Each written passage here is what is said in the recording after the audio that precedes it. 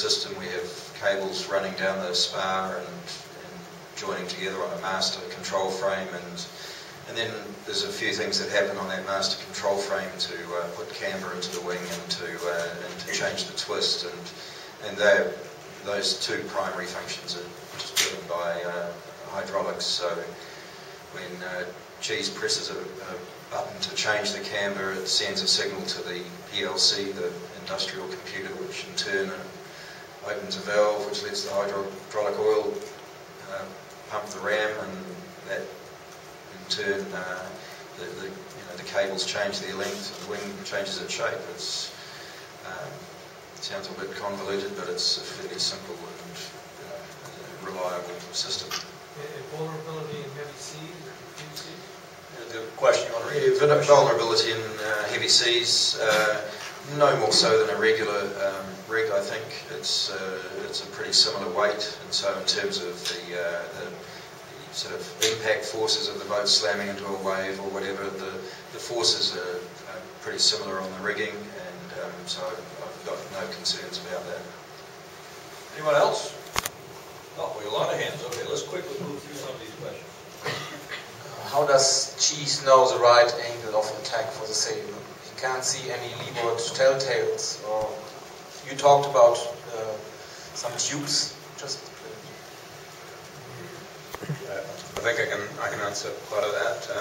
Well, the hold way the mic right up close to Carter, please. I keep reminding me. I just keep getting the impression I'm going to eat it. So yeah, what we use for that are these pressure sensors. Spoke about that are on the leading edge on the wing, and there's 5 stations where we've placed them.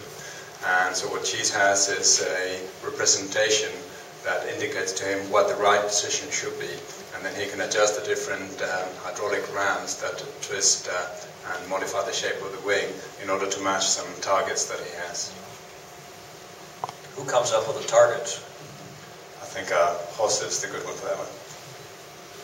Nice. The targets comes from the one algorithm that is running in real time in the processor on board, and is comparing the data from the sensor with a small database that the CFD guys produced that what is the optimum shape for the wing in any condition.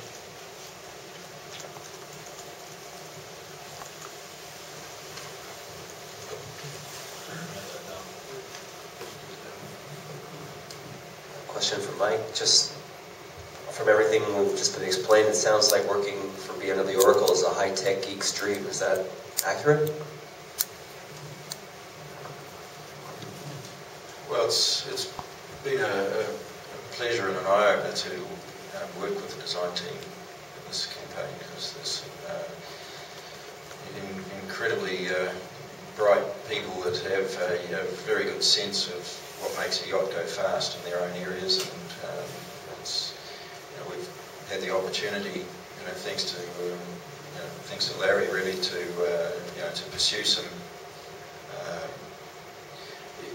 innovative ideas, not just in the wing but in various other parts of the yacht. And, we've been, I guess, a bit like kids in a sandpit, getting to explore all these new ideas, and we've probably started out a bit slow, but we've made substantial progress. Mike, aside from the wing, which gets probably the lion's share of the attention, what other feature of the boat, what other development do you think might be the most interesting, or the biggest development, or radical, or however you want to put it?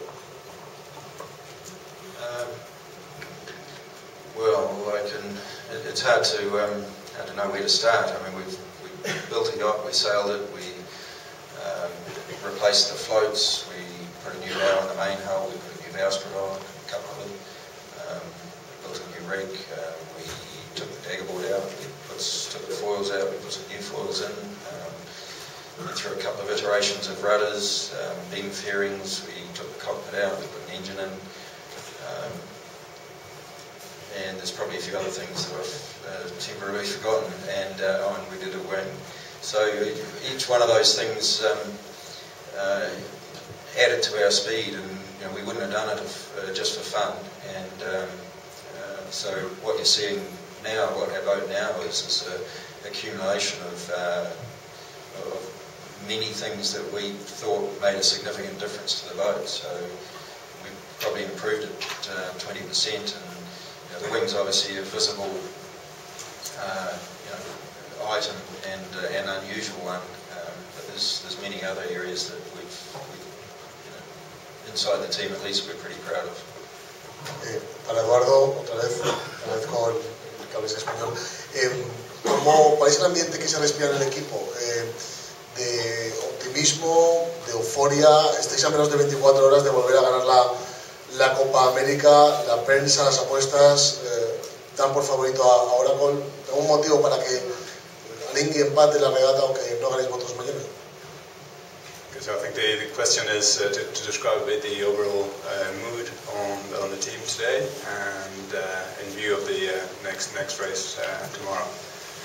Bueno, yo diría que el sentimiento en general es prudente cautela.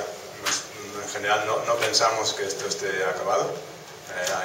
Hay que correr la regata, para ganarla hay que acabarla, y bueno, muchos de nosotros hemos conocido a Lingui desde hace bastante tiempo y es un equipo muy fuerte y bueno, hay que guardarse mucho de pensar que esto está acabado. Yeah, so my answer to that is that I think the mood is a cautious optimism. I think it'd be quite dangerous to assume or to think that this is over and that we've just got a race to do, because to win the race first we've got to finish it. And I think it's also a lot of us know Lingui from quite a while back, and they're a phenomenal team, and I think it'd be quite foolish to think that this is over. A lot of hands left. You guys okay for another few minutes? It's a question for Mike, or two questions really. Firstly, when from the get-go to the wing actually going in the boat, what was the period of time involved in that? And the other question is, when SMG announced that they were allowing engines on the boat, what things did that allow you to do to improve the performance that you weren't able to do with the grinders? Well, from deciding we would do the wing to sailing it was about 6 months.